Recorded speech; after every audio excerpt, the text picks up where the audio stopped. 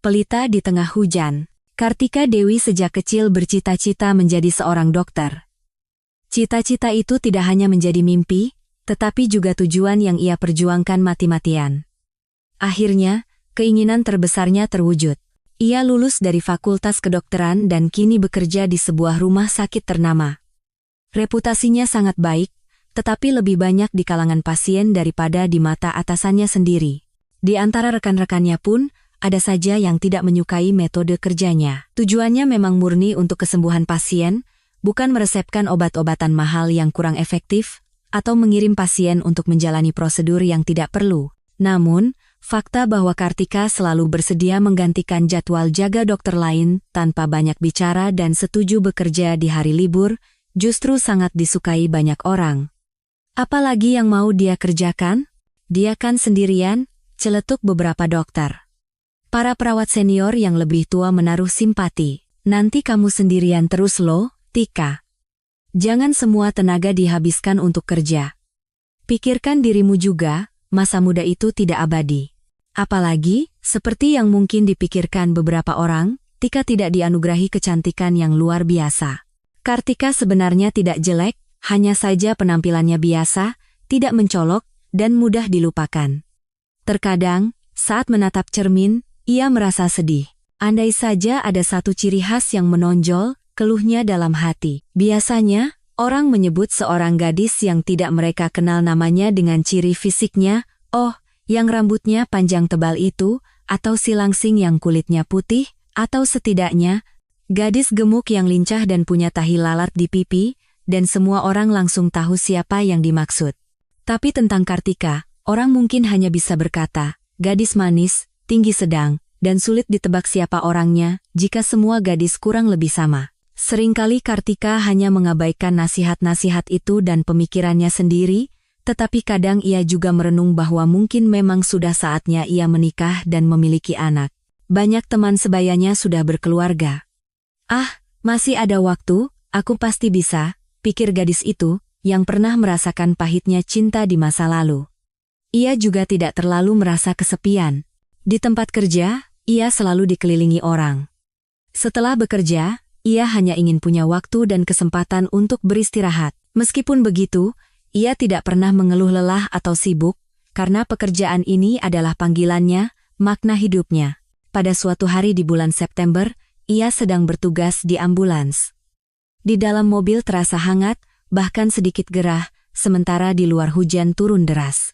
September tahun itu terasa dingin dan basah, tanpa tanda-tanda kemarau panjang atau musim gugur yang keemasan.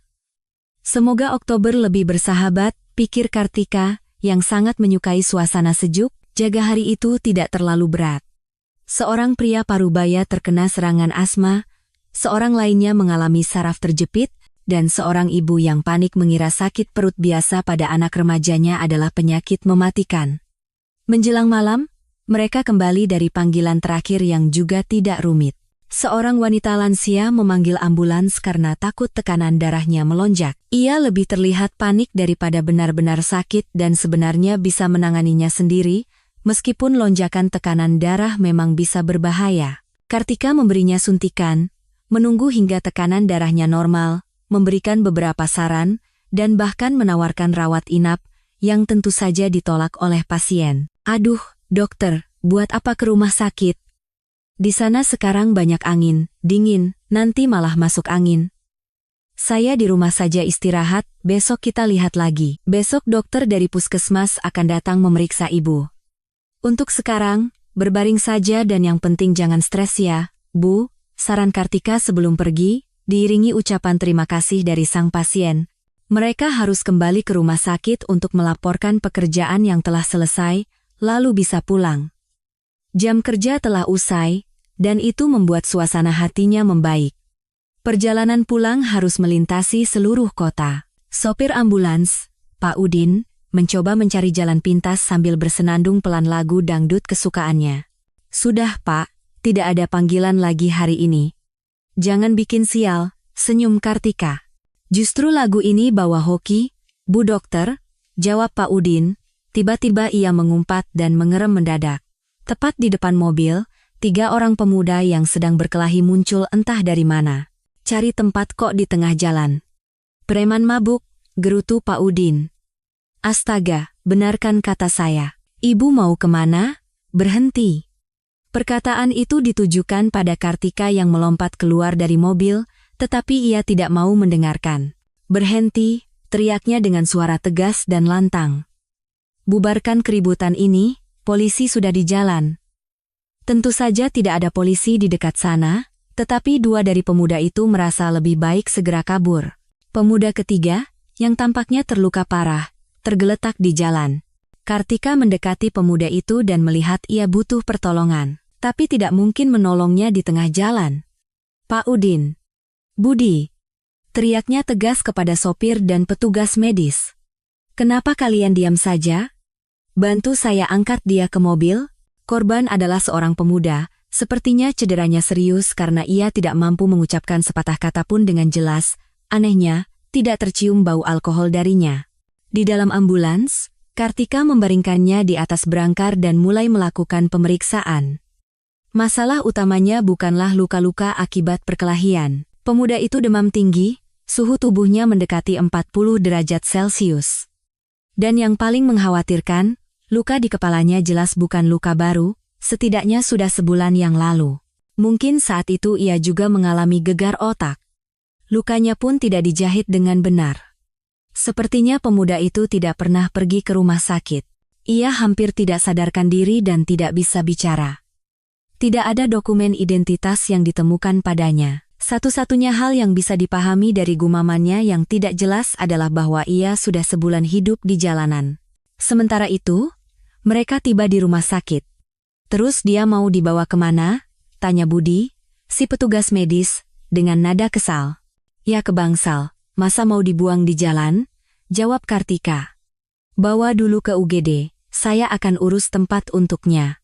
Saya bisa bayangkan apa yang akan dikatakan Pak Haryono soal ini, gumam Budi. Ia tahu betul bagaimana sikap kepala rumah sakit terhadap tindakan semacam ini. Kamu jangan lapor. Saya akan atasi semua tanpa sepengetahuannya. Pasti ada tempat tidur kosong. Setibanya di bangsal, Kartika menemui salah seorang rekannya. Mas Anton, saya tadi menemukan pasien di jalan.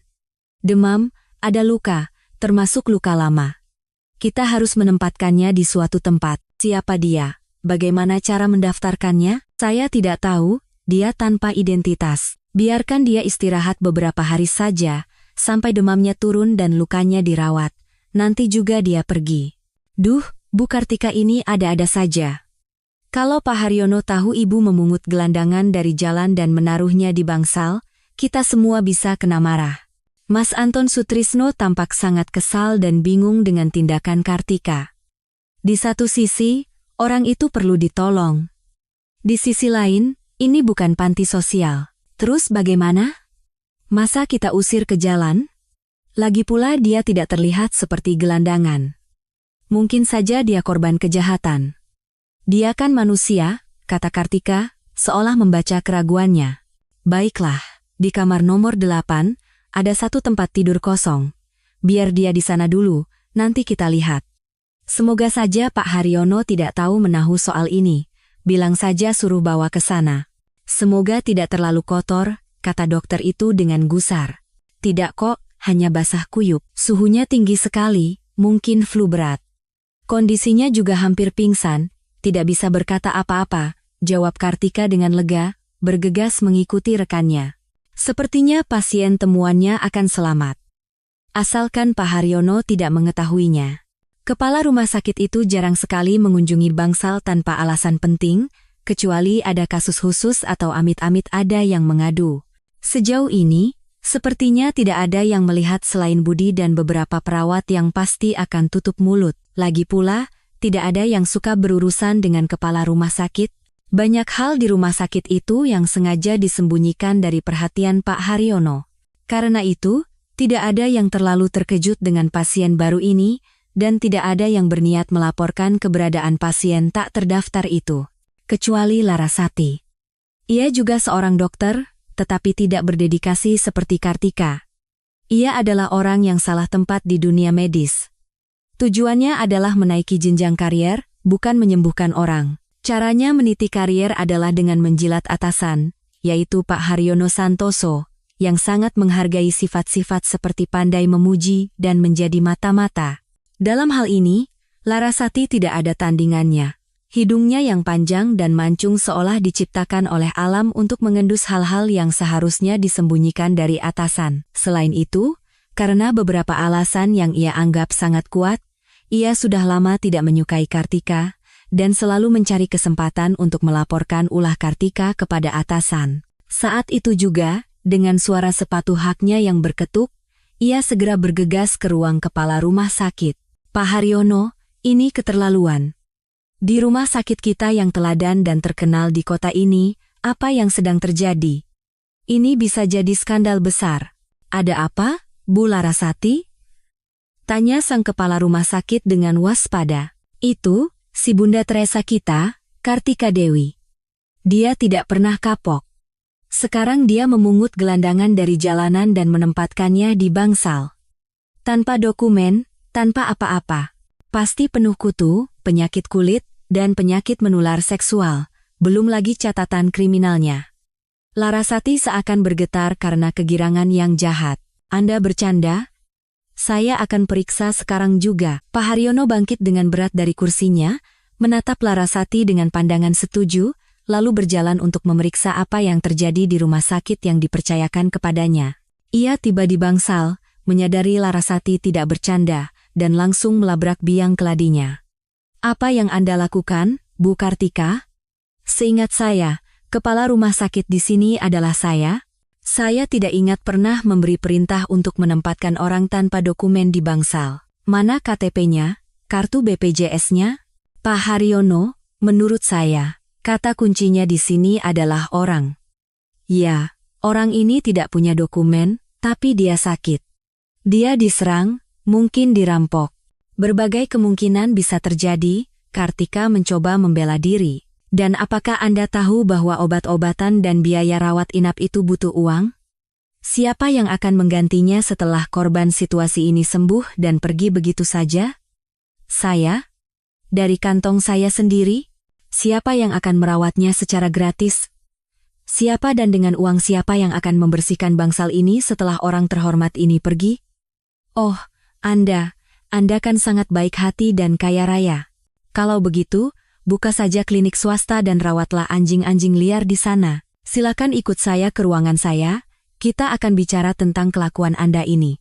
Pak Haryono bukanlah orang yang pantas memimpin sebuah rumah sakit, atau bahkan menyandang gelar dokter. Yang ia pedulikan bukanlah pasien atau staf rumah sakit, melainkan reputasi dan statistiknya sendiri. Tentu saja, jabatan dan pendapatannya bergantung pada hal itu. Artinya, para dokter harus bekerja sesuai perintahnya. Apa dampaknya bagi pasien, itu tidak terlalu penting. Tidak perlu terlalu repot dengan pasien. Cukup kirim mereka untuk pemeriksaan, sebaiknya yang berbayar dan mahal, buat diagnosis, resepkan obat, atau rujuk ke klinik lain. Tidak semua dokter memahami kebijakan seperti itu, tetapi apa boleh buat, mereka patuh meski sering berdebat. Dan duri dalam daging terbesar bagi Pak Haryono adalah Kartika.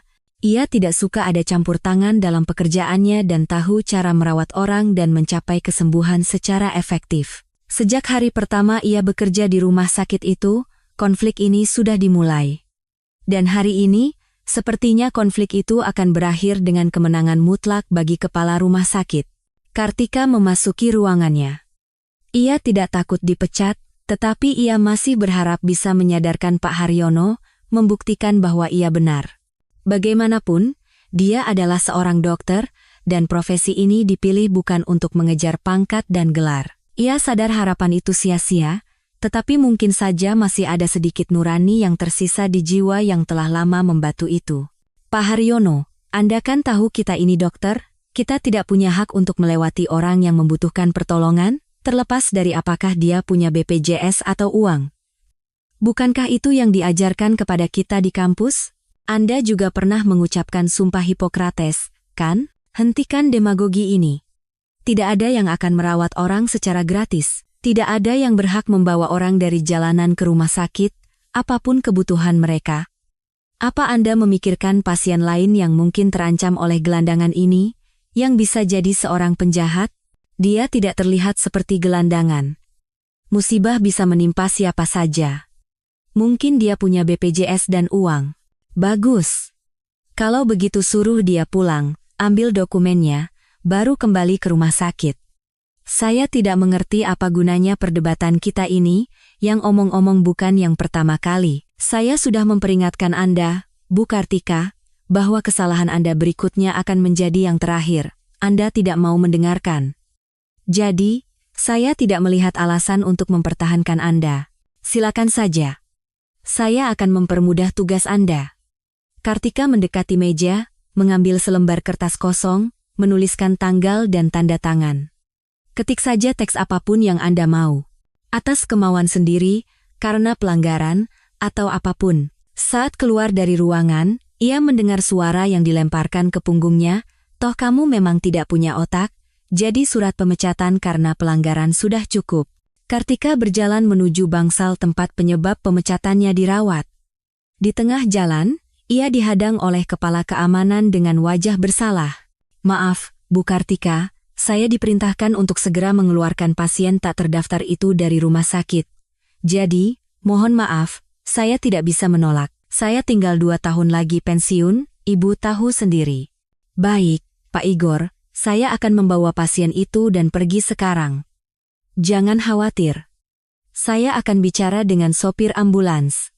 Kabar tentang pemecatannya yang memalukan dan alasannya sudah menyebar ke seluruh rumah sakit. Sopir yang tadi bersamanya saat jaga, Pak Udin, juga tampak canggung saat dimintai tolong. Maaf, Bu Tika, saya tidak bisa. Mobilnya kan bukan punya saya. Kalau si bos tahu, saya bisa kehilangan pekerjaan. Ibu tahu sendiri, anak-anak, utang. Coba saya panggilkan taksi saja. Ibu mau bawa orang Malang ini kemana? Ke rumah sakit provinsi? Nanti saya pikirkan di jalan, desah Kartika. Ia memutuskan untuk tidak menyusahkan pria itu lebih jauh dan membawanya pulang ke rumahnya. Ia tinggal sendirian, jadi tidak akan ada yang bertanya-tanya. Mencarikannya tempat di rumah sakit lain hanya akan menimbulkan pertanyaan tentang dokumen dan uang. Siapa tahu di rumah sakit lain aturannya sama saja. Taksi datang.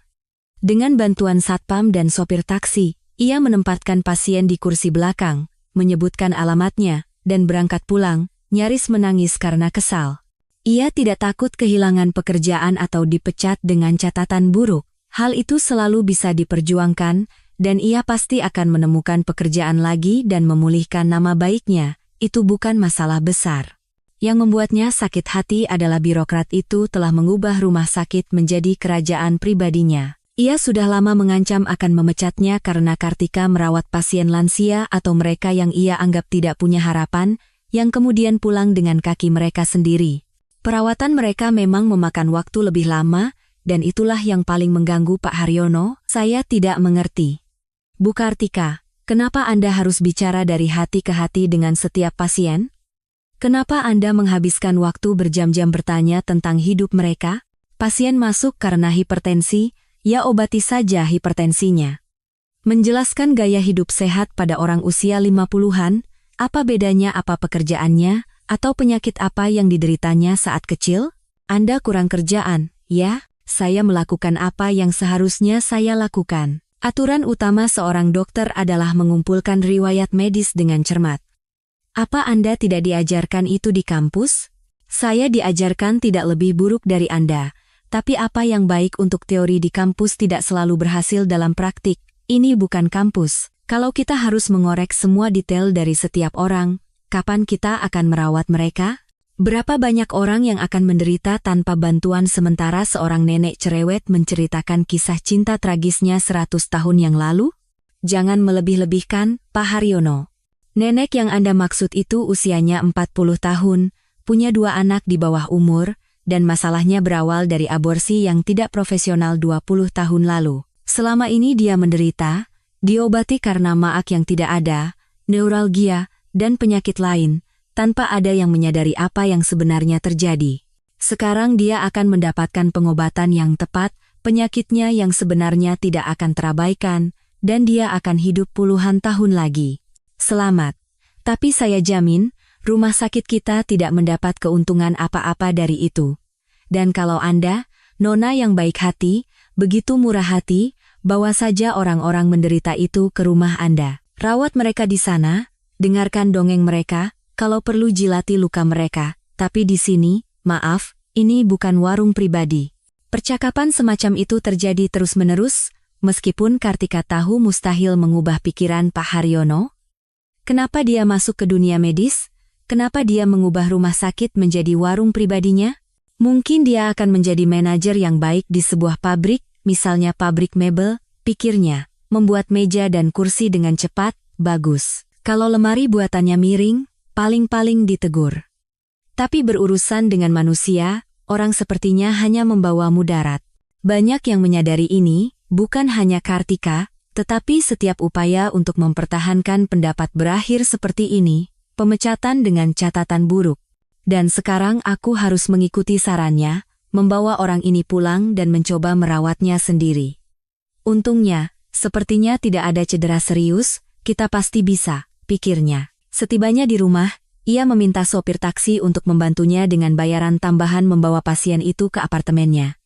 Diusir dari rumah sakit, ya, Mbak? Tanya sopir taksi di jalan. Yah, begitulah. Kabar tentang rumah sakit itu sudah lama terdengar. Katanya mereka tidak suka pasien yang parah. Tapi kalau orang kaya yang cuma manja, selalu diterima. Dengan uang, penyakit apapun bisa ditemukan. Dengan uang lebih banyak, mereka akan dirawat bertahun-tahun. Tidak sepenuhnya begitu, bantah Kartika lemah. Tidak sepenuhnya, tapi hampir. Bukan tanpa alasan rumah sakit itu dijuluki rumah sakit orang kaya oleh masyarakat. Sudahlah, semoga lekas sembuh. Pemuda ini mungkin masih kuat menanggungnya. Memang benar kata pria ini, begitulah adanya. Siapa yang mengangkat Haryono menjadi kepala rumah sakit, dia bahkan tidak pantas menjadi petugas kebersihan. Kartika membaringkan pasien di sofa, melepaskan pakaiannya, menyuntikkan antibiotik dan menyelimutinya. Pria itu memang masih muda dan pasti akan pulih, sama sekali tidak mirip gelandangan. Tidak ada tanda-tanda alkoholisme atau kecanduan narkoba. Ototnya terbentuk dengan baik, giginya dalam kondisi sempurna. Mungkin dia hanya terlibat dalam masalah, mungkin dipukuli dan dirampok. Yah, dia akan menceritakannya sendiri saat sudah sadar. Aku harus memeriksa kotak obatku. Apa semua obat yang diperlukan ada? Sedera kepala. Sebaiknya di MRI, sayang sekali tidak sempat di rumah sakit. Siapa yang mengadu pada si bos? Pasti Larasati. Dia kan mengincar posisi kepala bangsal. Biarlah, semoga saja gerombolan itu segera dibubarkan. Kartika tidak terlalu menyesali pemecatannya. Tim kerjanya sebenarnya baik, terutama sebelum Pak Haryono menyingkirkan beberapa dokter yang berdedikasi. Sekarang yang tersisa adalah mereka yang mau menari mengikuti iramanya. Tentu, orang-orang itu bisa dimengerti. Tidak ada yang mau kehilangan pekerjaan. Dia sendirian dan punya sedikit tabungan, sementara yang lain punya keluarga, kredit, KPR, jadi mereka diam. Siapa yang bisa menyalahkan mereka? Seandainya mereka bekerja di bank, bukan di rumah sakit, tapi kita berurusan dengan nyawa manusia. Kalau saja semua orang bersatu melawannya. Ah, sudahlah. Pak Haryono pasti punya backing yang lebih kuat daripada dokter-dokter biasa. Kartika menyeduh teh dan duduk di dapur. Untuk apa duduk-duduk sekarang? Ada pasien di rumah, harus dipikirkan apa yang akan dia makan saat bangun nanti, dan apa obatnya. Harapan satu-satunya adalah dia akan sadar dan menceritakan tentang dirinya, bagaimana dia bisa berakhir dalam kondisi seperti ini. Karena Kartika sendiri tidak bisa melakukan tes darah atau pemeriksaan yang memerlukan peralatan khusus. Semua harapan ada pada tubuhnya yang muda dan sehat, serta perawatan yang baik. Setidaknya itu bisa ia berikan, sekarang setelah ia menganggur. Malam berikutnya dan sepanjang malam, Kartika mendedikasikan waktunya untuk merawat pasien. Demamnya tak kunjung turun, bahkan setelah suntikan antibiotik kedua. Kompres dan ramuan herbal yang ia suapkan sesendok demi sesendok ke mulut pemuda itu tidak banyak membantu. Ia gelisah, mengigau, menggumamkan sesuatu yang tidak jelas. Baru menjelang pagi krisis itu berlalu, pasien berkeringat banyak, demamnya turun, ia menjadi tenang dan tertidur lelap. Merasa lega, Kartika yang kelelahan pun ikut tertidur. Ia bangun sudah siang, itu pun karena dering telepon.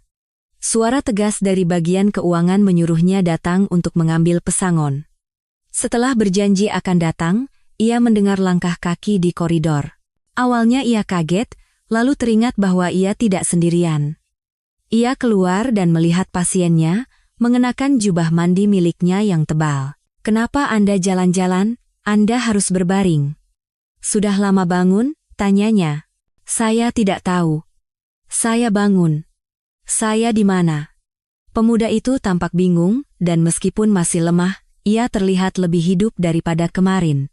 Kartika mendekatinya, memeriksa denyut nadinya, dan memastikan demamnya sudah tidak ada, meskipun kelemahannya masih tersisa. "Anda di rumah saya." "Saya seorang dokter, nama saya Kartika." "Anda?" "Gilang." "Sepertinya." "Sial, saya tidak begitu ingat. Kenapa saya di sini? Bolehkah saya minta minum? Ayo ke dapur, karena Anda sudah bangun. Anda juga harus makan. Anda sempoyongan karena lemah. Kenapa bertelanjang kaki?" "Saya sudah siapkan kaus kaki wol di sana." "Maaf, tidak lihat." Sandalnya sandal perempuan, kekecilan, tidak muat. Jubahnya juga.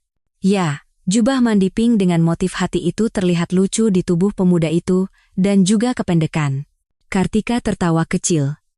"Maaf, saya tidak siap menerima tamu. Saya tidak punya pakaian laki-laki." "Pakai kaos kakinya, jangan sampai masuk angin lagi." Sekarang, sarapan sudah siap. Di dapur, ia dengan cepat memanaskan kaldu ayam yang sudah ia masak semalam, membuat telur dadar, menyeduh teh dengan lemon, dan mempersilakan Gilang. "Ayo, silakan duduk, Anda harus makan." Sementara pemuda itu makan, Kartika mengamatinya. Pucat, lingkaran hitam di bawah mata itu semua wajar dan akan segera hilang. Dia akan menjadi pemuda yang cukup tampan, sekitar 30-an. Sebelumnya, Kartika mengira ia lebih muda. Nanti dia akan mencuci rambutnya yang lebat dan sedikit bergelombang, lalu bercukur. Mungkin nanti ingatannya pulih, lalu dia akan menelepon istrinya yang pasti gembira karena suaminya yang tercinta ditemukan. "Mereka akan berterima kasih padaku." "Terima kasih, dokter, terima kasih." Lalu istrinya akan menyikutnya, "Kalian tidur di kamar terpisah, kan?" "Tentu saja, sayang, percayalah. Gadis biasa seperti dia bukan seleraku." Pikiran-pikiran aneh muncul di kepalanya. "Sudah makan? Sekarang berbaring lagi. Jangan sampai sakit lagi. Ini, minum jus cranberry. Kalau haus, saya harus pergi ke tempat kerja saya yang dulu. Tunggu sebentar, ya? Jangan khawatir, saya akan menunggu Anda."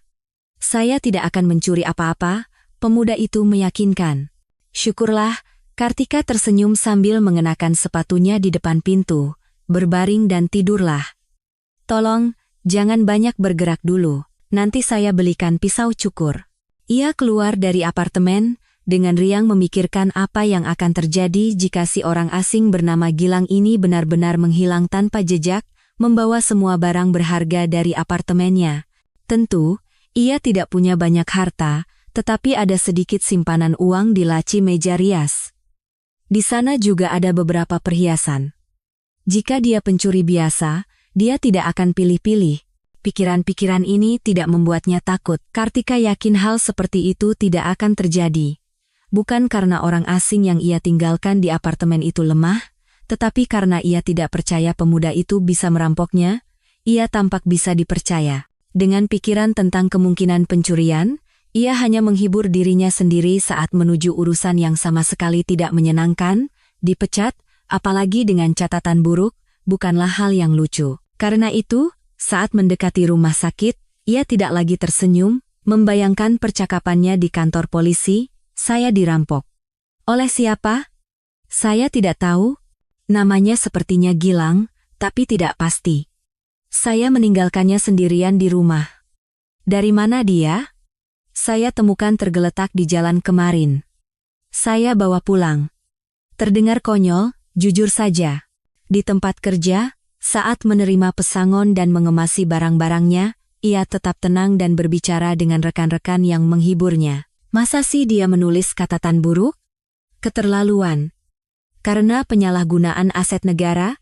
Dia sudah gila. Jangan khawatir, Tika. Itu bisa diperjuangkan dengan mudah. Langsung saja ke pengacara, cari tahu apa yang harus dilakukan pertama kali. Itu kan reputasimu. Dengan catatan seperti itu, kamu tidak akan diterima di mana-mana. Kalian benar, tentu saja. Aku akan melakukan sesuatu. Tapi aku harus selesaikan urusan penting dulu, baru setelah itu. Kalian tahu sendiri, melawan bos kita itu seperti membenturkan kepala ke tembok, dan saksi di pihakku pasti akan sedikit. Kartika mengakhiri dengan senyum minta maaf. Ia tahu betul bahwa bukan hanya sedikit, mungkin tidak akan ada sama sekali. Mereka yang masih bekerja di sana tidak akan berani melawan Pak Haryono. Beberapa dari mereka bahkan tidak ikut menghibur. Tika jelas mendengar bisikan sinis dari sudut-sudut ruangan. Rasakan. Kena batunya. Memang harusnya begitu, mancing-mancing Pak Haryono terus, sudah diperingatkan berkali-kali. Ini balasan untuk Bagas dan Marina. Mereka kan dipecat gara-gara dia. Tapi dia tidak sendirian.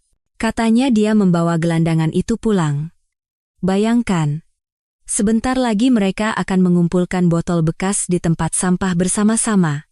Kartika sama sekali tidak mempedulikan komentar seperti itu, meskipun pengingat tentang Bagas terasa menyakitkan, itu terjadi beberapa tahun yang lalu. Ia baru saja mulai bekerja di rumah sakit, dan tak lama kemudian seorang rekan, dokter muda yang menjanjikan, Bagas, mulai mendekatinya. Ia jatuh cinta, dan sebuah romansa pun terjalin. Rekan-rekan yang lebih mengenal Bagas memperingatkannya, Tika, jangan berharap banyak, dia itu playboy, tidak pernah melewatkan dokter atau perawat baru. Sebelum kamu, dia main mata dengan Larasati. Kamu pikir kenapa Larasati sinis padamu? Hati-hati dengannya. Dia sudah lama dekat dengan atasan dan cepat menyingkirkan pacar-pacar Bagas. Sudah banyak yang jadi korban. Bagas hanya akan mempermainkanmu lalu meninggalkanmu. Tetapi kapan gadis muda yang sedang jatuh cinta mau mendengarkan peringatan seperti itu? Dengan yang lain, kalaupun ada apa-apa, itu hanya main-main, tapi dia mencintaiku. Dia sendiri yang bilang, bahkan melamarku. Itu bukan main-main lagi, pikir Kartika naif sambil membolak-balik katalog gaun pengantin. Tidak ada yang sempat meninggalkannya atau menyingkirkannya. Semuanya berakhir dengan cara yang sama sekali berbeda. Suatu hari, ia setuju untuk menggantikan jadwal jaga seseorang tanpa sempat memberitahu kekasihnya. Malamnya, ia masuk ke ruang tindakan dan mendapati Bagasnya yang tersayang sedang berpelukan dengan seorang perawat.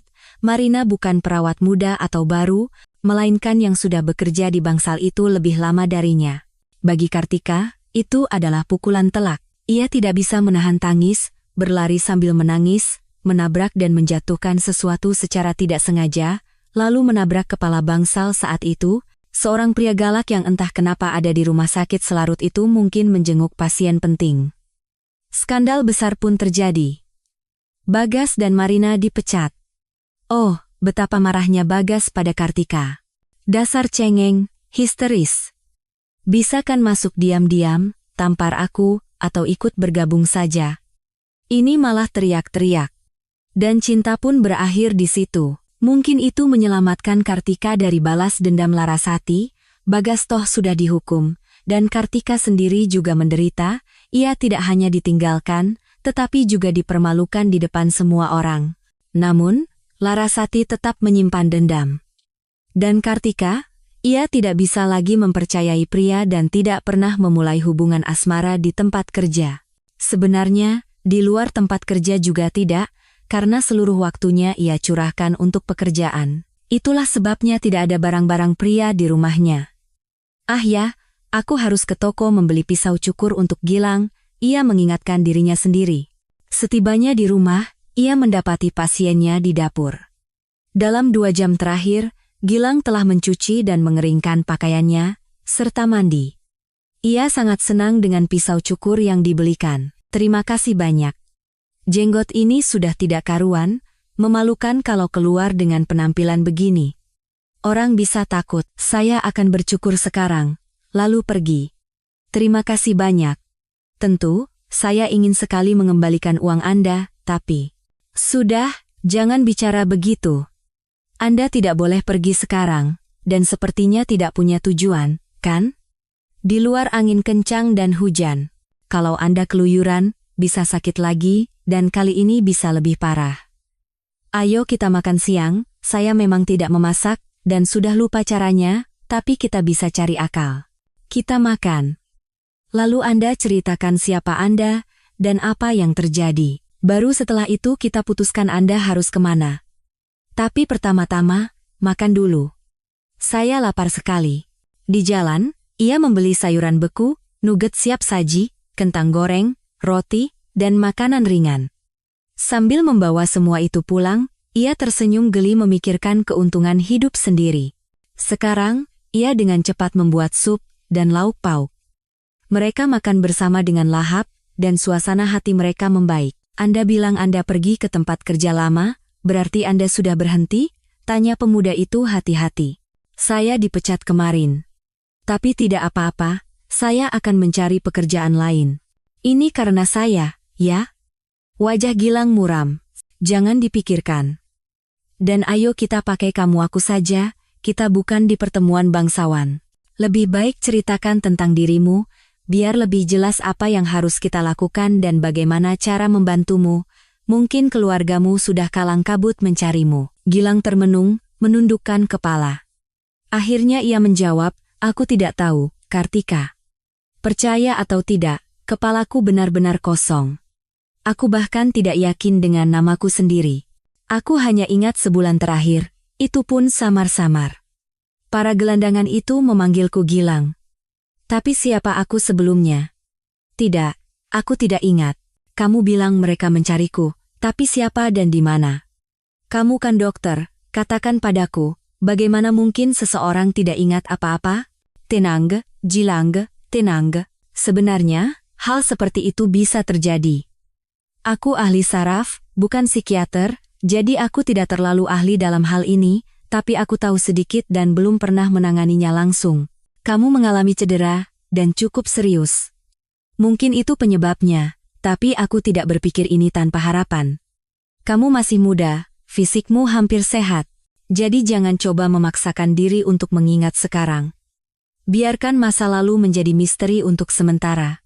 Ceritakan tentang bulan yang kamu ingat itu. Tentang itu pun aku tidak begitu. Seolah aku tidak mau mengingatnya. Rasanya suram. Aku yakin aku tidak selalu menjadi gelandangan. Tapi jadi apa? Wajah Gilang menunjukkan keputusasaan yang tulus. Cukup.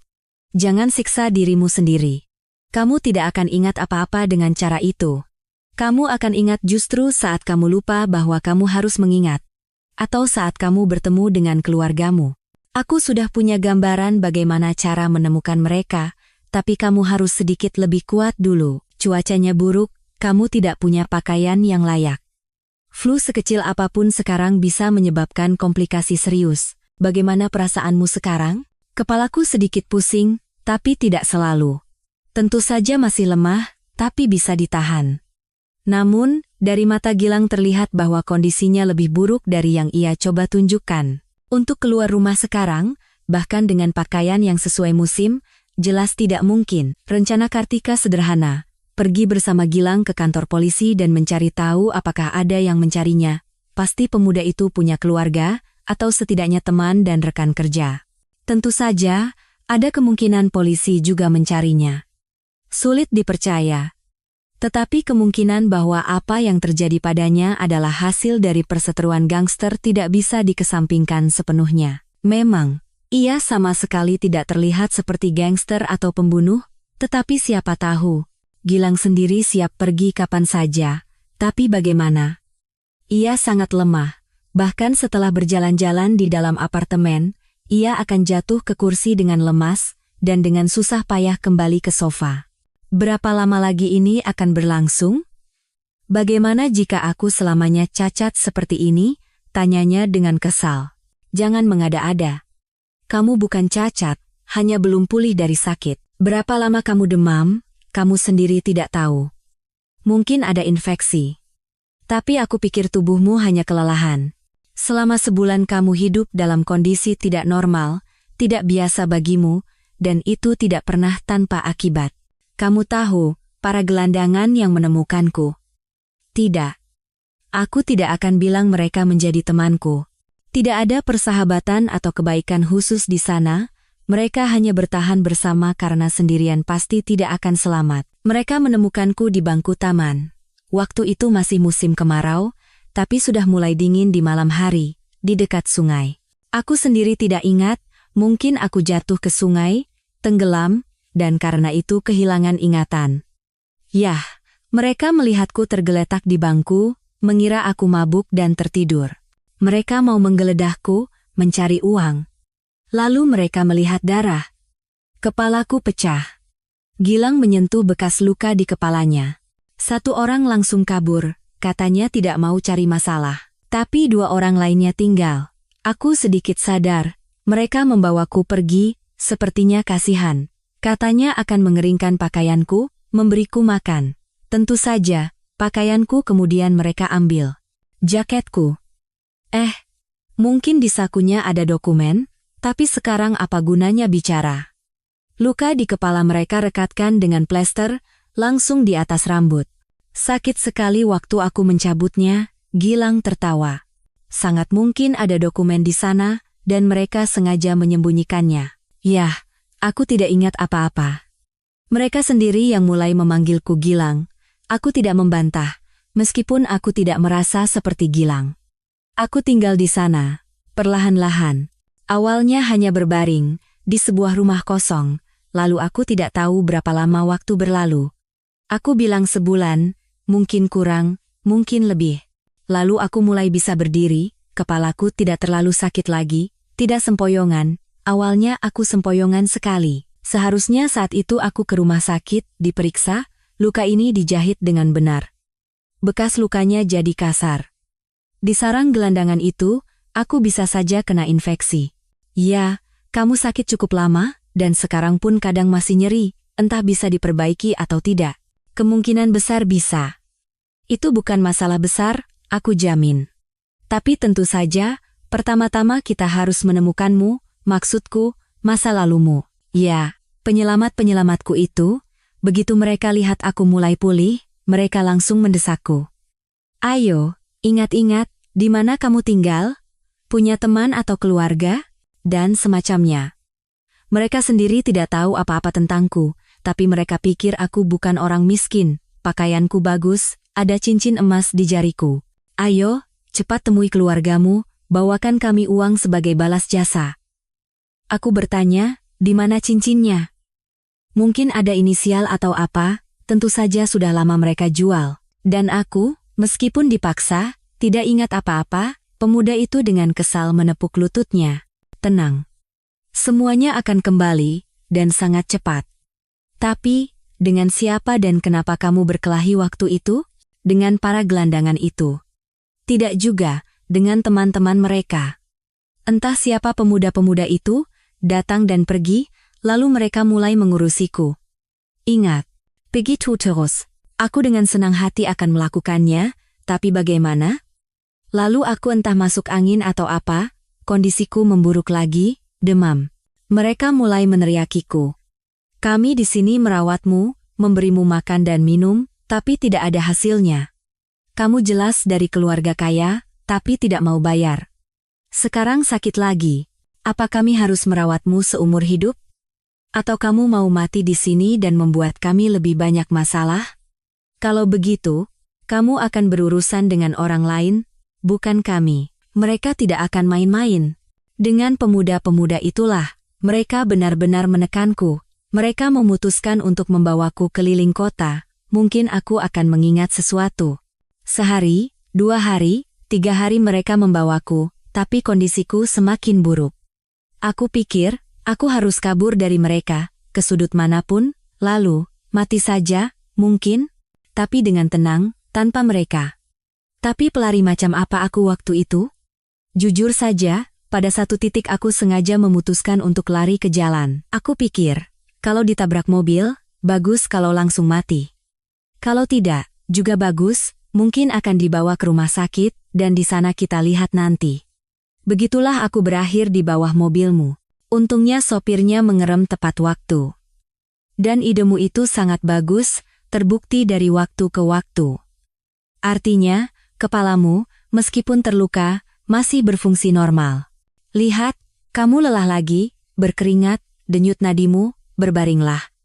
Tenang. Aku jadi seperti kakek-kakek, bicara 5 menit, langsung tumbang. Itu akan berlalu, aku jamin. Kondisimu sudah jauh lebih baik. Jantungmu normal, tekanan darah juga.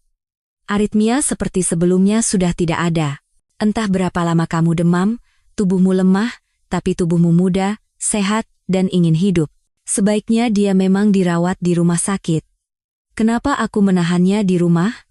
Mungkin aku bisa mencarikannya tempat. Meskipun sepertinya tidak ada yang serius, hanya masalah neurologis. Tapi tidak semua dokter mau menanganinya, dan tidak semua akan bersikap dengan baik, pikir Kartika. Ia menyadari bahwa ia suka hidup tidak sendirian. Ia suka merawat seseorang, pergi ke toko membeli bahan makanan, memasak, menghabiskan waktu dengan percakapan santai. Kita sekarang hidup seperti pasangan tua yang sudah menikah 30 tahun. Tidak perlu lagi bicara cinta, ciuman, dan sebagainya. Cukup hidup berdampingan, saling menjaga, dan dia. Gilang, atau bukan Gilang, mungkin dia adalah orang yang bisa kujalani seumur hidup. Stop, Tika, stop. Kamu sudah terlalu banyak berhayal.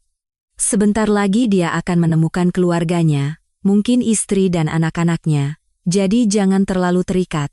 Kamu akan menemukan orang lain yang ingin kamu masakkan dan cucikan pakaiannya. Ia menegur dirinya sendiri. Gilang memang orang yang bisa diandalkan.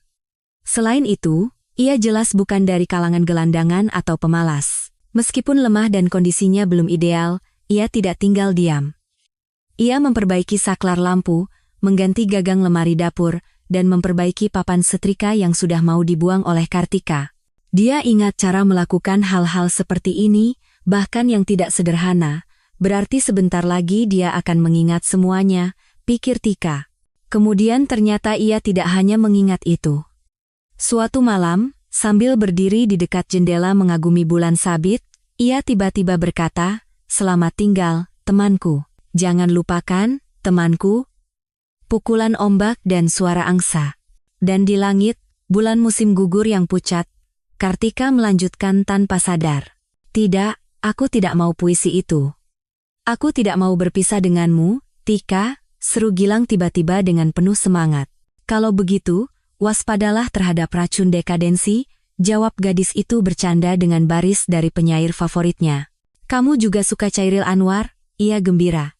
"Sangat, tapi jujur saja, mari kita tinggalkan dulu semua kesedihan itu.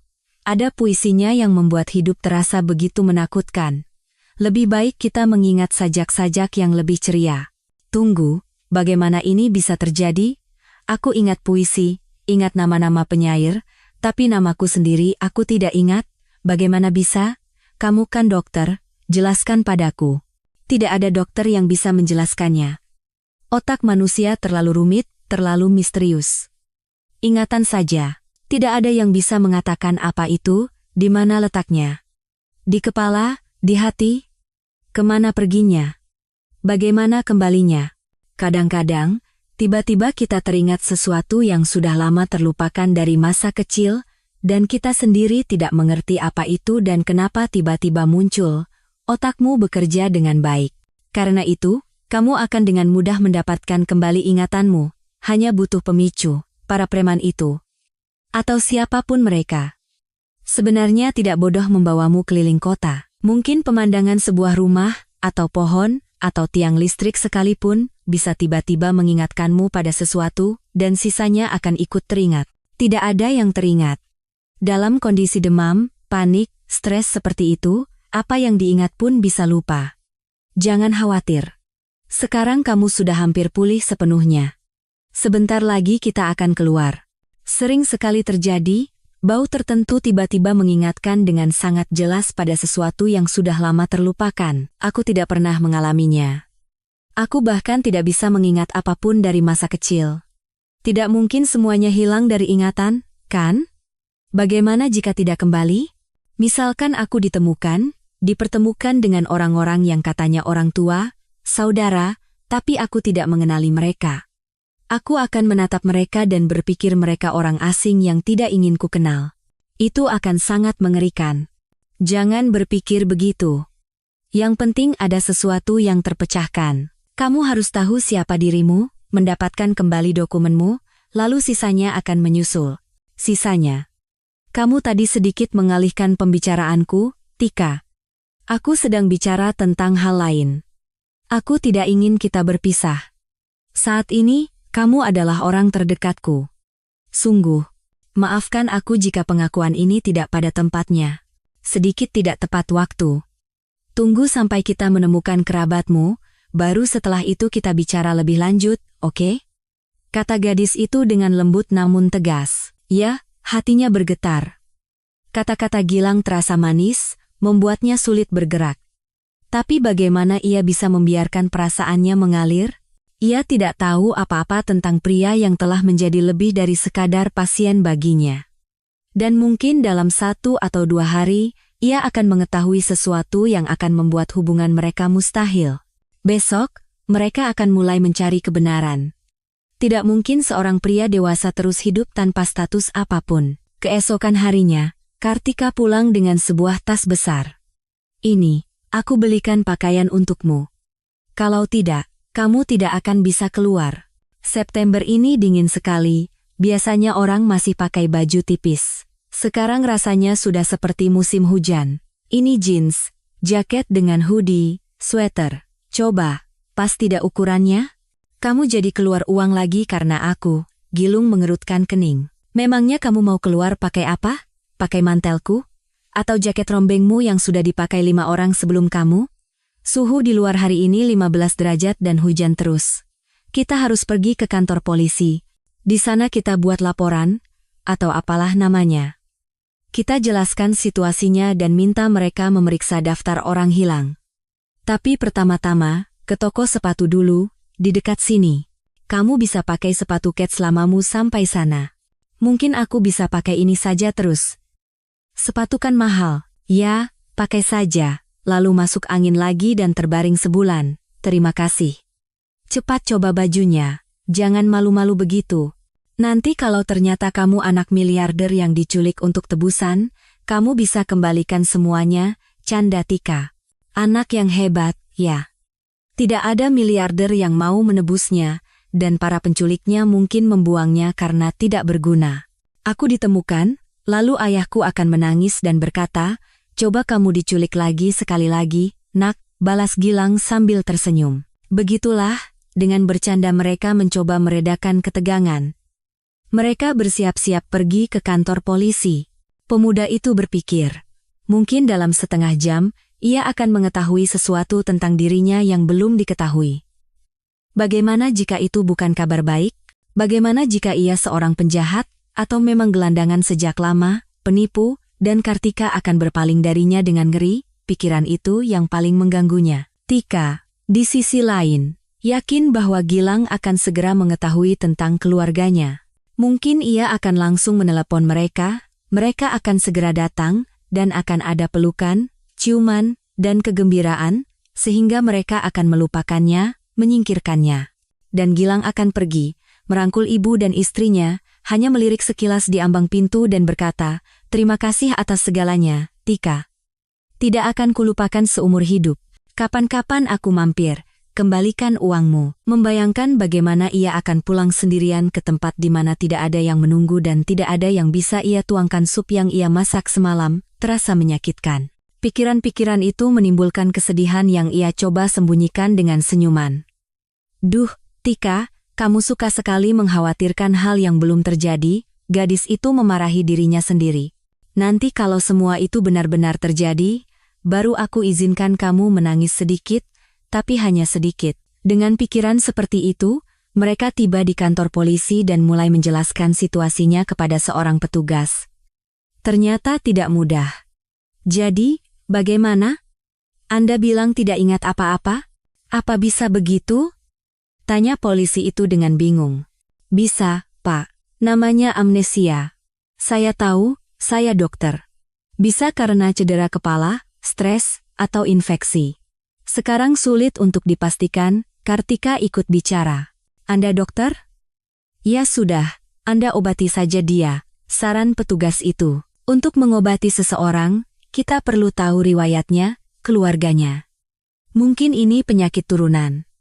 Selain itu, perlu dokumen, KTP, BPJS, rekam medis. Mungkin ini bukan pertama kalinya terjadi padanya, tapi bagaimana kita bisa mendapatkan semua itu jika dia sendiri tidak ingat namanya? Tika sudah siap meledak dengan omelan marah. Kebodohan polisi ini mulai membuatnya kesal. Tetapi Gilang angkat bicara. Dan mungkin saja saya seorang penjahat, membunuh 10 orang, dicari dengan anjing pelacak.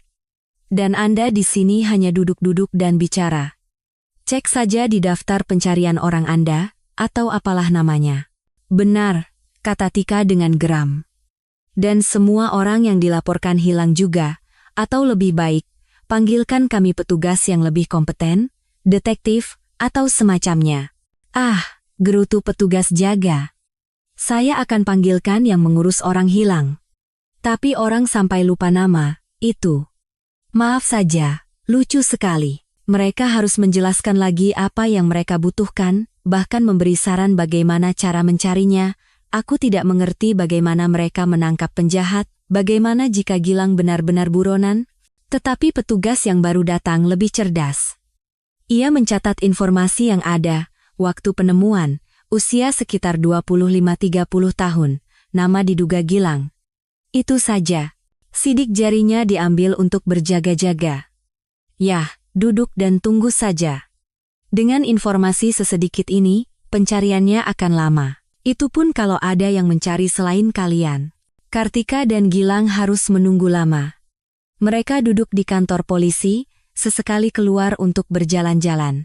Senang sekali, berjalan seperti orang normal, berpakaian bagus, terlihat seperti orang lain. Gilang gembira.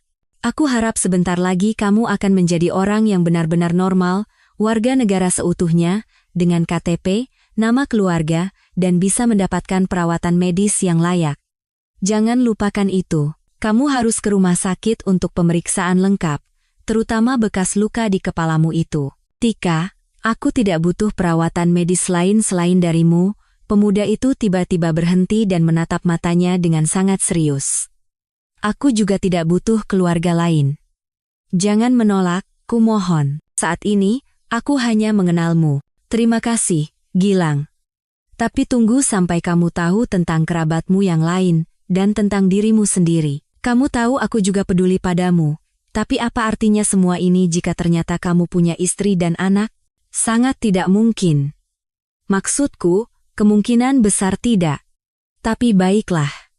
Jika aku ditemukan, atau ternyata aku tidak punya kerabat dekat, maukah kamu menjadi istriku?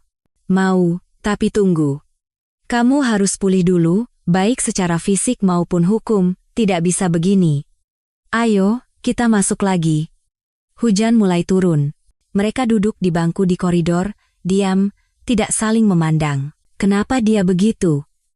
Rasanya kami saling suka. Aku sudah mencintainya. Kenapa dia ragu? Karena aku mungkin akan meninggalkannya setelah mengetahui siapa aku sebenarnya. Ah ya, mungkin aku punya istri. Biarpun 3 istri, aku mencintai Kartika dan ingin bersamanya, bukan dengan orang lain. Jika aku merasakan hal yang sama pada wanita lain, aku tidak akan pernah melupakannya, pikir Gilang, tersinggung oleh jawaban gadis itu yang hampir acuh tak acuh. Sedangkan Tika berpikir sebaliknya, apa dia tidak mengerti? Pernikahan macam apa sekarang? Nanti dia bertemu keluarganya, apa dia akan ingat cintanya padaku? Selama seminggu ini dia hanya melihatku, tidak sulit untuk jatuh cinta, tapi bertemu dengan orang-orang yang ia cintai seumur hidupnya.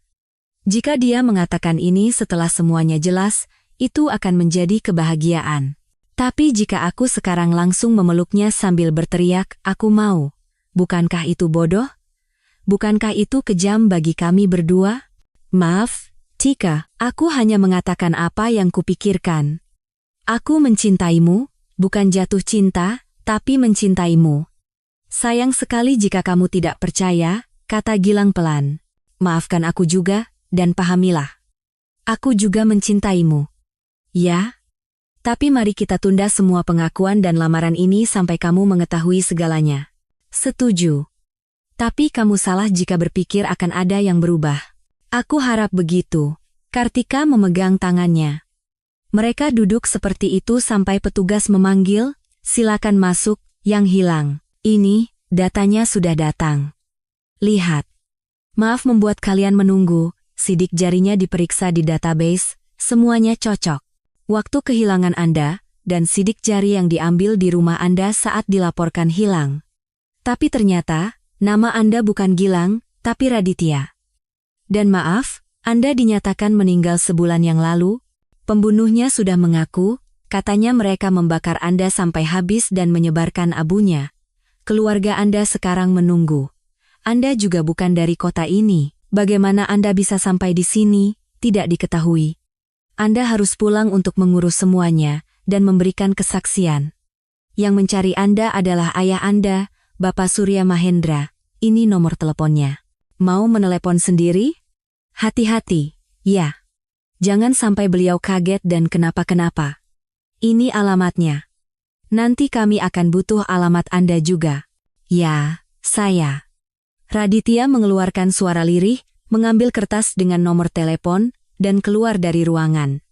Dia bahkan tidak melirikku, catat Kartika. Ketika ia, setelah berterima kasih pada petugas dan memberikan alamatnya, menyusul keluar, Raditya sedang duduk di bangku yang sama, menenggelamkan kepala di tangannya. Nah, kata gadis itu dengan bingung sambil duduk di sampingnya. Raditya, kata pemuda itu dengan jelas, seolah mencoba namanya sendiri. Lihat, kan? Raditya dan Kartika. Ada ayah juga, tapi aku tetap tidak mengingatnya. Aku harus menelepon. Bagaimana? Aku tidak tahu. Ayo kita pulang. Raditya, kata Tika, sedikit terbata pada nama yang belum terbiasa itu. Dari sana kamu telepon. Biar tenang dulu. Iya ya, kertasnya. Robek. Ia mengeluarkan kertas dari genggamannya yang terkepal. Di sana tidak hanya ada nomor telepon, tetapi juga semua data Raditya, alamat, tanggal lahir. Ia tinggal di kota besar tetangga, beberapa jam perjalanan dengan mobil. Ternyata ia lahir di bulan yang sama dengannya, hanya 10 hari lebih tua. Kartika mencoba memberitahukan informasi ini, tetapi pemuda itu sepertinya tidak mendengar, hanya menjawab ya, baiklah dengan linglung. Ayo kita pulang. Ke rumahku. Di sana kamu telepon ayahmu, Tika menarik temannya dengan tegas. Ya, ayo. Pria itu masih belum bisa keluar dari keterkejutannya. Sadarlah. Kamu bisa merenung di rumah sepuasnya. Aku sudah lelah dan lapar, Tika meminta dengan nada sedikit marah. Raditya berdiri, melihat sekeliling seolah baru pertama kali ke sana. Maaf, Tika. Ayo pergi. Makan siang apa kita? Tadi aku duduk-duduk, tiba-tiba ingin sekali makan nugget, yang biasa saja. Nugget ada. Kamu kan lihat aku menggorengnya tadi pagi. Kentang goreng juga ada, dan sup kacang merah. Wah, kesukaanku, ayo cepat pulang. Raditya menelan ludah, tampak lebih bersemangat. Kertas itu kamu simpan, jangan sampai hilang. Kita makan, baru bicara. Nafsu makanku tiba-tiba besar untuk ukuran orang mati. Jangan bercanda begitu, kamu ini kuat, akan panjang umur. Ada pepatah, orang yang dikabarkan mati sebelum waktunya selalu berumur panjang. Mereka bergegas pulang, mengobrol tentang segala macam hal di jalan, kecuali tentang apa yang sebenarnya ada di pikiran mereka, keluarga Raditya, lamarannya, masa depan mereka. Tidak ada satu kata pun yang terucap. Di rumah, mereka langsung ke dapur. Kartika mencuci tangan dan mulai memanaskan makan siang. Raditya berputar-putar di dekatnya, tidak sabar. Cuci tangan dulu sana, sebentar lagi siap. Makan siang terhidang. Mereka makan dengan lahap, mereka menuang teh. Tika meletakkan kertas itu di atas meja. Jadi, mau menelepon? Bagi ayahmu, setiap menit sekarang sangat berharga. Mungkin dia sudah menguburkanku, menangis, lalu tenang. Kenapa kita tidak bertanya tentang ibu, pasti lebih penting baginya. Bagaimana aku harus memanggilnya? Papa? Pak Surya. Halo, Pak Surya. Saya anak Anda, Raditya, bangkit dari abu. Jadi Anda bisa memanggil saya Phoenix? Raditya berceloteh gugup. Sini, ukur tekanan darahmu dulu. Kamu tegang, wajar saja, tapi percakapan seperti ini lebih baik dilakukan dengan tenang. Nah, kan, aku bilang juga apa? Tinggi. Minum pil ini dulu, lalu berbaring 15 menit. Raditya setuju. Ia sadar ia tidak dalam kondisi untuk berbicara dengan ayahnya yang belum ia kenal. Ia tidak bisa mengingatnya. Ya, ia pasti tidak memanggil ayahnya dengan nama lengkap, dan Papa Surya sepertinya juga tidak. Tidak ada gambaran sama sekali tentang penampilannya. Nama Raditya langsung terasa lebih akrab daripada Gilang. Dan Tika sepertinya juga langsung menerima nama barunya. Setelah sedikit lebih tenang, ia keluar ke dapur. Ya, harus menelepon. Mungkin polisi sudah memberitahunya dan dia sekarang panik. Biar aku yang putar nomornya. Raditya mengambil telepon dengan tangan sedikit gemetar, memutar nomor. Setelah beberapa dering, telepon diangkat. Suara lelah seorang pria tua terdengar. Ini Bapak Surya Mahendra? Tanya Raditya dengan suara yang tiba-tiba serak. Ya. Suara pria itu menegang dan seolah menjadi lebih muda. Pa, saya Raditya. Saya masih hidup. Pa, jangan panik. Siapa ini? Suara di seberang menjadi menakutkan. Siapa? Raditya. Kamu dari mana? Bodohnya aku. Seharusnya aku yang menelepon, mempersiapkannya dulu, menenangkannya. Bagaimana jika orang tua itu kenapa-kenapa? Tika menyalahkan dirinya sendiri. Duduk di sebelah Raditya. Pa, saya hidup. Terjadi kesalahan. Ini benar saya. Jangan panik, kumohon. Ada orang lain di dekat Papa. Pinta sang anak. Ia mendengar bagaimana Pak Surya berdeham dan berkata dengan suara yang hampir tenang dan tegas, jika ini lelucon, ini sangat kejam. Jika benar, di mana kamu, Raditya? Aku akan menjemputmu sekarang. Saya di kota lain, tapi saya aman, jangan khawatir. Jangan datang sekarang, saya khawatir Papa akan kenapa-kenapa di jalan. Sopir yang akan menyetir, dia tidak akan panik. Berikan alamatnya. Dengan bantuan Kartika, Raditya memberikan alamatnya dan sekali lagi meyakinkan ayahnya bahwa tidak ada yang perlu dikhawatirkan, ia baik-baik saja. Baik, tunggu. Sekitar 7 jam lagi mungkin saya sudah sampai. Tidak perlu menyetir semalaman, coba Raditya menahan, tetapi ayahnya mengucapkan selamat malam dan menutup telepon. Ayahmu orang yang kuat, kata Kartika terperangah. Awalnya kaget, tapi lalu. Aku juga kaget. Maksudku, wajar dia ingin bertemu secepatnya. Tapi sampai nekat langsung berangkat. Untung tidak menyetir sendiri. Dengan sopir, ya. Aku pikir dia akan menangis, memintaku segera pulang, tapi dia sendiri yang datang. Yah, kita tunggu saja. Apalagi yang bisa kita lakukan? Itu sudah jelas. Sekarang yang terpenting, aku tadi sepertinya sudah melamarmu, dan itu serius. Hanya saja, aku tidak punya hak untuk mengatakannya. Aku sama sekali tidak berpikir begitu, bisik Kartika. Tunggu, biarkan aku bicara. Aku mencintaimu, dan yang paling kuinginkan adalah selamanya bersamamu. Tapi apa hakku untuk bicara begitu? Siapa aku? Bukan siapa-siapa. Meskipun sekarang aku tahu namaku, aku hanya Raditya. Aku duduk di apartemenmu, minum tehmu, semua yang kupakai sampai kaos kaki dibelikan olehmu, dengan uangmu. Dan apa yang kutawarkan? Menikahlah denganku dan kita lanjutkan hidup seperti ini. Apa hubungannya dengan itu? Baiklah. Sekarang ayahku yang disebut-sebut itu akan datang. Misalkan dia orang kaya dan karena gembira akan memberiku banyak uang, aku akan lari membeli cincin mewah, buket bunga terbesar, mengajakmu ke restoran, dan di sana melamarmu dengan cara yang pantas. Apa itu akan benar? Aku tidak tahu. Baiklah. Jangan melamarku lagi. Aku setuju. Pada akhirnya, ayahmu akan segera datang, dan saat itulah kita akan memikirkan apakah kita saling membutuhkan. Dengar, Raditya.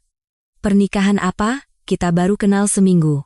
Bahkan jika kamu punya semua dokumen dan tahu masa lalumu dengan baik, dan memakai kaus kakimu sendiri, dan kita bertemu di perpustakaan, misalnya, apa kamu akan melamarku setelah seminggu?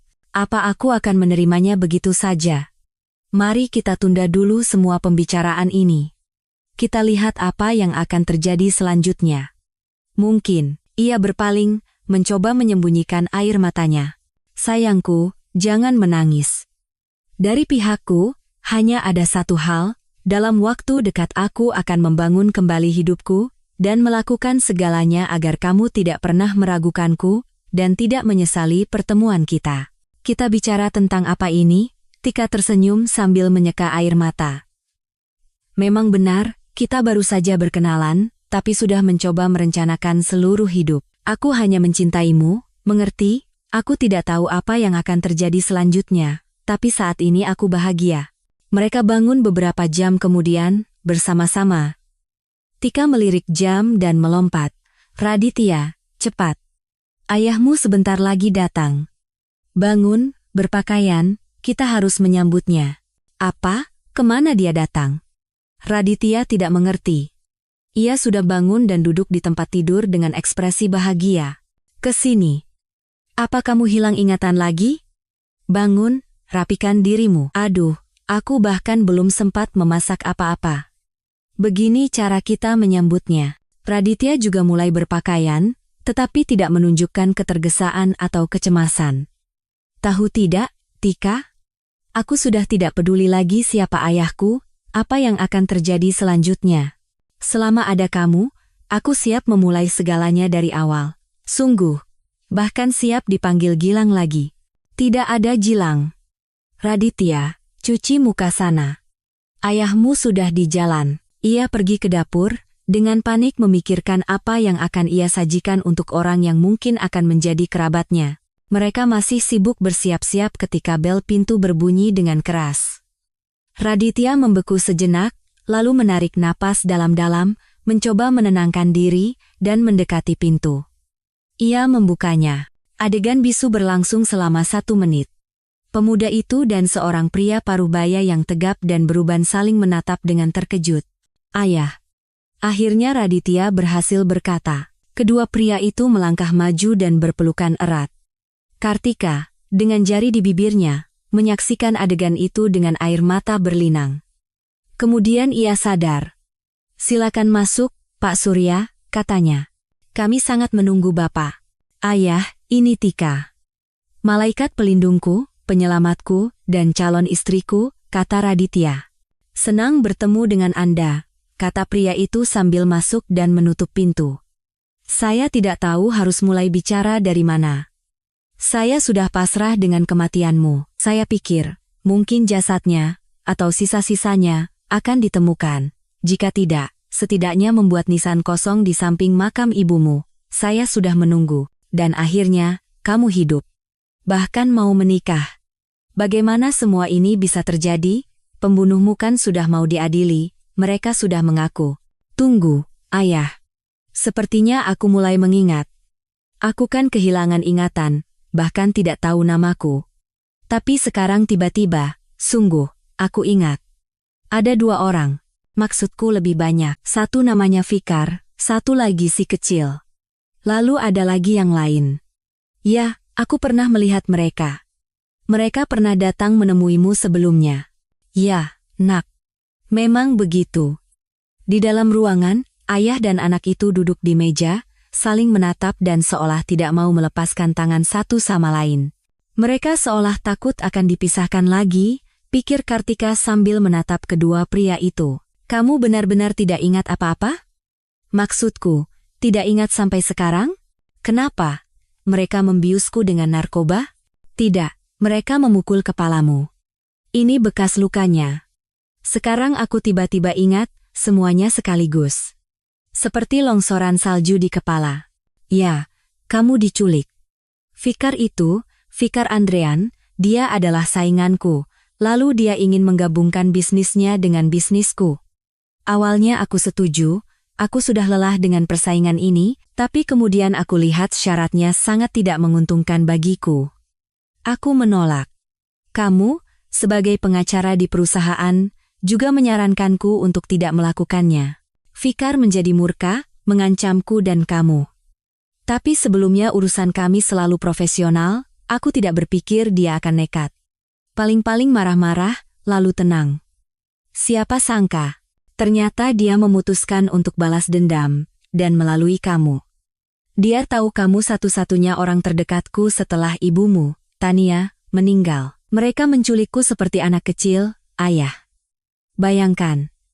Aku sedang berjalan ke kantor, sebuah mobil berhenti, Pak Iwan, salah satu mitra juga, melongok keluar. Raditya, ayo ikut kami. Ayahmu menunggu untuk tanda tangan surat-surat. Aku pikir, ya, akhirnya mereka setuju juga, dan aku masuk ke mobil seperti terhipnotis. Di dalam, mereka membekap hidungku dengan kain. Aku tidak langsung pingsan, mencoba melawan. Tapi aku sadar sudah di sebuah rumah di luar kota, di ruang bawah tanah, terikat. Mereka mulai memaksaku meneleponmu, memaksamu menandatangani dokumen, kalau tidak aku akan dibunuh. Aku menolak. Aku tidak percaya mereka akan membunuh. Lalu aku percaya. Aku tidak ingat berapa lama aku di sana. Kepalaku sakit, tidak diberi makan, tidak diberi minum, bahkan dipukuli. Semua agar aku menelepon. Si kecil itu, sepertinya dia algojo mereka. Badannya memang kecil, tapi jahatnya bukan main. Lalu mereka menghantam kepalaku dengan sesuatu. Setelah itu mungkin aku pingsan. Begitu parahnya sampai mereka mengira aku sudah mati. Mereka memasukkanku ke dalam karung dan melemparnya ke sungai. Aku sadar karena air dingin. Aku merobek karungnya. Entah bagaimana berhasil berenang ke tepi. Setelah itu, para gelandangan itu menemukanku. Dan mereka ditangkap? Ya, dan sangat cepat. Satu hal yang aku tidak mengerti, kenapa mereka bilang mereka membakar jasadmu? Oke, mereka mengaku menculik dan membunuh, tapi kan bisa saja bilang melemparmu ke sungai. Kamu akan dicari dan ditemukan. Tapi mereka bilang membakar, tidak ada yang tersisa. Abu disebar, yang tidak terbakar dibuang ke tempat sampah. Mereka bahkan menunjukkan kalung emasmu dengan liontin Santatania, hangus. Mereka tidak malas, hanya menghitamkannya dengan api. Begitulah ceritanya. Lalu apa yang terjadi padamu selanjutnya? Raditya mulai menceritakan kehidupannya bersama para gelandangan dan peristiwa sebulan sebelum bertemu Kartika. Gadis itu mengkonfirmasi dan melengkapi ceritanya. Pak Surya, dia harus dirawat di rumah sakit yang bagus, di kota Bapak. Kami kan diusir dari rumah sakit sini, pemeriksaan yang diperlukan belum dilakukan. Tentu saja. Begitu kita tiba, langsung ke dokter terbaik. Yang paling baik. Ini dokter terbaikku, tunjuk Raditya pada Kartika. Dan kami akan menikah, ayah. Dan aku merasa sangat sehat sekarang. Itu tidak berarti apa-apa, Kartika membantah dengan tegas. Cedera kepala bisa sangat berbahaya, justru karena gejalanya tidak langsung muncul. Di buku catatan ini, aku sudah menulis semua yang kutahu tentang cederamu, perkembangan penyakitnya, dan obat apa yang kuberikan. Ini harus segera ditunjukkan pada dokter yang merawatmu. Apa maksudmu ditunjukkan? Apa kamu tidak ikut dengan kami? Kamu sendiri yang akan menceritakan semuanya pada dokter, Raditya terkejut. Tapi kalian akan langsung pergi, kan? Kata gadis itu dengan bingung. Maksudku, kalian bisa tinggal di sini, aku akan senang. Kami juga akan senang, kata Pak Surya. Tapi kamu sendiri yang bilang dia harus ke rumah sakit. Dan juga ke penyidik, mengurus dokumen, membuktikan dia masih hidup. Jadi kami tidak bisa berlama-lama, Raditya. Nah, kan. Dan aku harus menyelesaikan urusanku di sini. Mungkin memulihkan reputasiku, agar tidak ada masalah dengan pekerjaan di kemudian hari. Untuk apa? Raditya bingung. Kamu kan akan tinggal bersamaku, kan? Kamu bisa cari pekerjaan di sana. Di sana tidak akan ada yang mempertanyakan reputasimu. Urusan apa yang kamu punya di sini? Bisa diserahkan pada pengacara, atau orang lain. Urusan apa yang lebih penting daripada pernikahan dan keluarga? Siapa yang melarangku datang menyusul nanti? Kita kan tidak akan hilang kontak lagi. Kartika tidak mengerti kenapa harus terburu-buru. Memang tidak ada urusan yang sangat mendesak, Tetapi ia ingin bertemu teman-temannya, menceritakan perubahan dalam hidupnya, pergi ke makam orang tuanya, menyelesaikan urusan apartemennya. Semua itu ia coba jelaskan pada Raditya dan ayahnya. Saya rasa Kartika benar. Tidak bisa menuntut seseorang untuk meninggalkan semuanya begitu saja. Kalian berdua sudah dewasa, sudah sepakat, sudah membicarakan semuanya. Coba pikirkan, Raditya, kamu tidak akan langsung lari menikah begitu tiba, kan? Kamu akan punya banyak sekali urusan, sampai tidak tahu harus mulai dari mana. Mengurus dokumen, ke dokter, mungkin harus dirawat di rumah sakit. Dan penyidik akan memanggil kita terus-menerus, itu sudah pasti. Jadi Kartika akan sendirian di kota asing tanpa perhatian. Pak Surya berbicara sangat meyakinkan, tetapi sulit untuk mengubah pikiran Raditya. Tapi tikakan dokter. Dia bisa menemaniku di rumah sakit, atau saat kontrol. Dan ke kantor-kantor lain kita bisa pergi bersama. Tika, aku hanya tidak mau berpisah denganmu sehari pun. Aku juga tidak mau, tapi coba pikirkan, ayahmu benar. Kamu akan punya banyak urusan, tentu aku bisa menemanimu. Sementara itu, urusanku di sini akan terbengkalai. Tidak semuanya bisa diserahkan pada orang lain. Dan nanti aku tetap harus kembali ke sini untuk menyelesaikan semuanya. Artinya, kita akan berpisah. Tapi kan tidak selamanya. Tidak setahun, tidak sebulan, bahkan hanya beberapa hari, Kartika terus meyakinkan. Baiklah. Tapi kamu akan selalu bisa dihubungi, kan? Tanya Raditya dengan memelas. Tentu saja, memangnya aku mau kemana lagi? Ia ingin menambahkan lelucon tentang penculikan, tetapi sadar itu tidak pantas.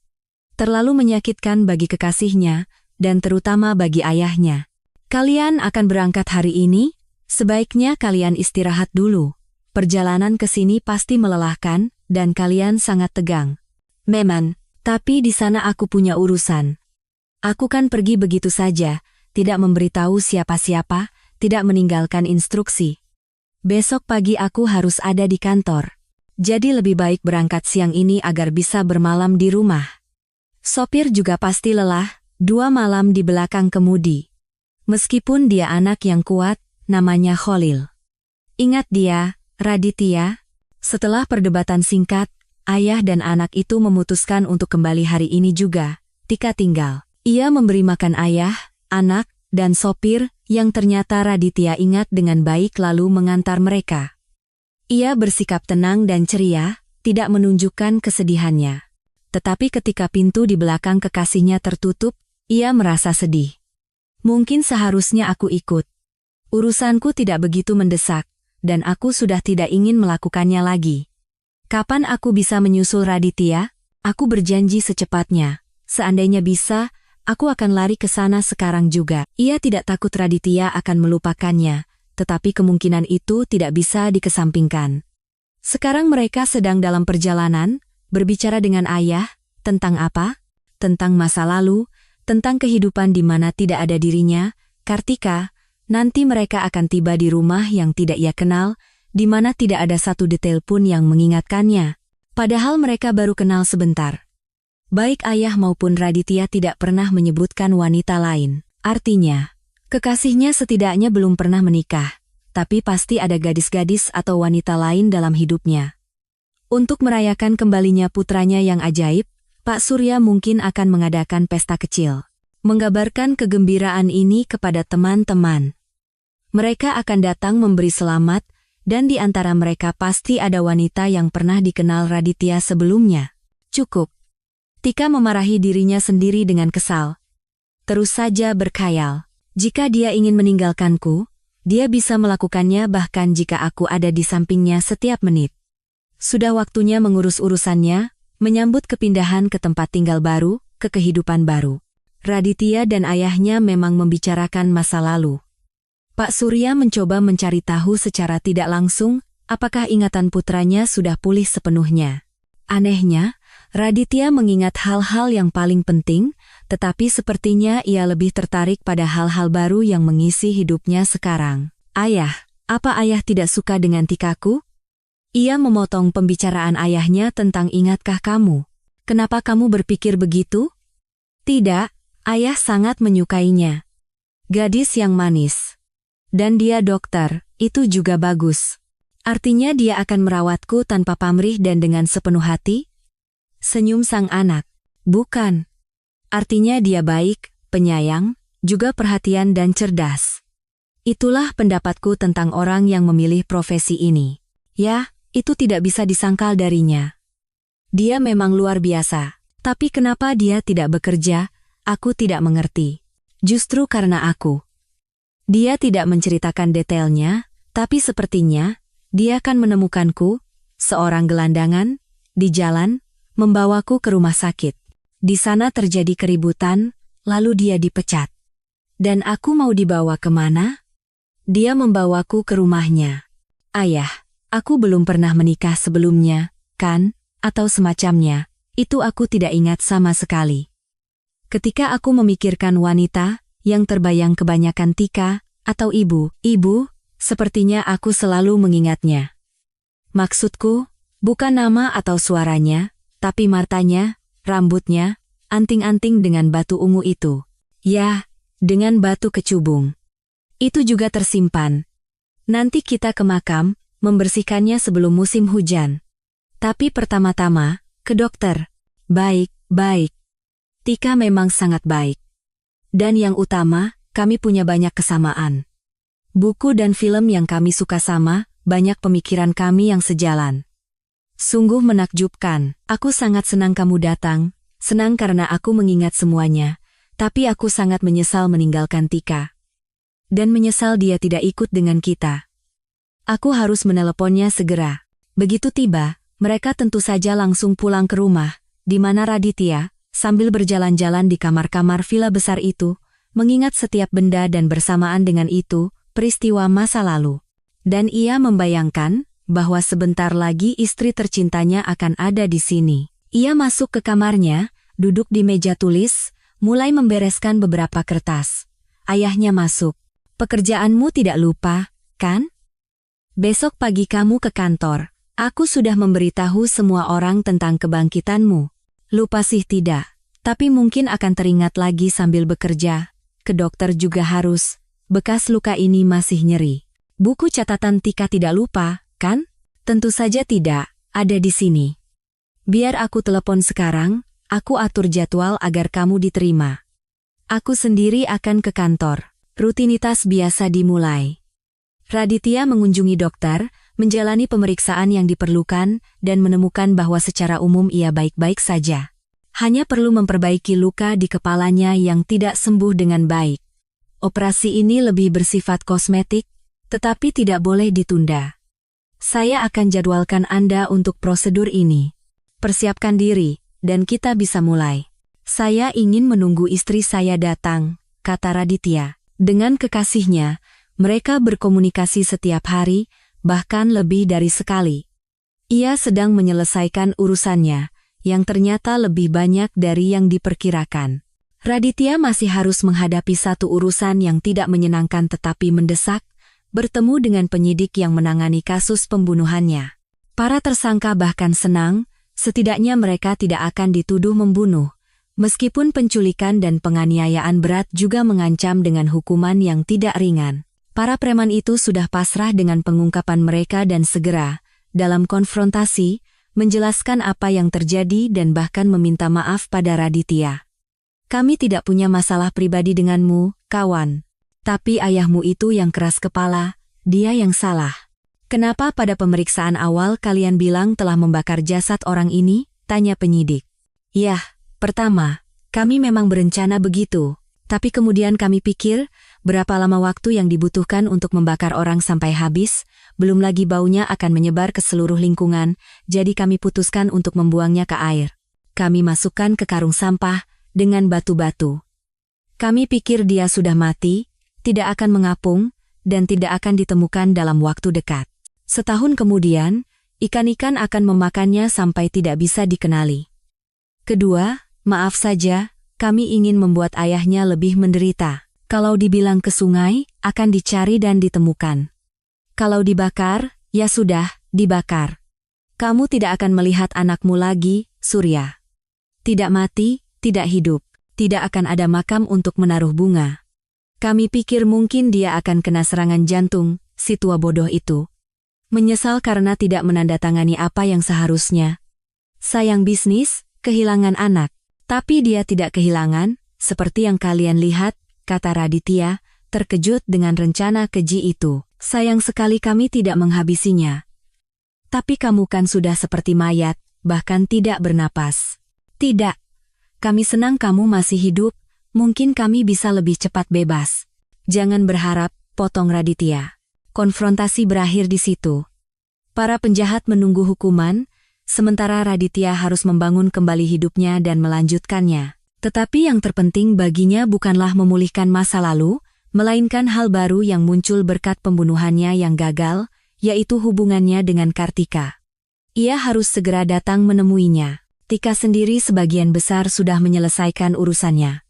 Sebagai penutup, ia memutuskan untuk pergi ke rumah sakit, berpamitan dengan rekan-rekan yang baik dengannya. Ia tentu tidak ingin bertemu Pak Haryono atau Larasati, serta beberapa kroni mereka. Tetapi ia ingin berpamitan dengan beberapa teman baiknya. Ternyata banyak dari teman baiknya sudah mengundurkan diri. Kamu tahu, Tika, setelah kamu dipecat, terjadi keributan besar. Pak Boris, kepala bangsal penyakit dalam, mengatakan semua unek-uneknya pada Pak Haryono dan pergi sambil membanting pintu. Setelahnya, Mas Anton juga ikut. Oh, Pak Haryono marah besar, tapi ia juga sadar bahwa bahkan 2 petugas kebersihan pun ikut pergi. Bu Vera, saat berpamitan, melontarkan kata-kata pedas pada si bos sampai dia pucat. Seharian dia diam 1000 bahasa. Yah, dia sadar rumah sakit ini akan hancur.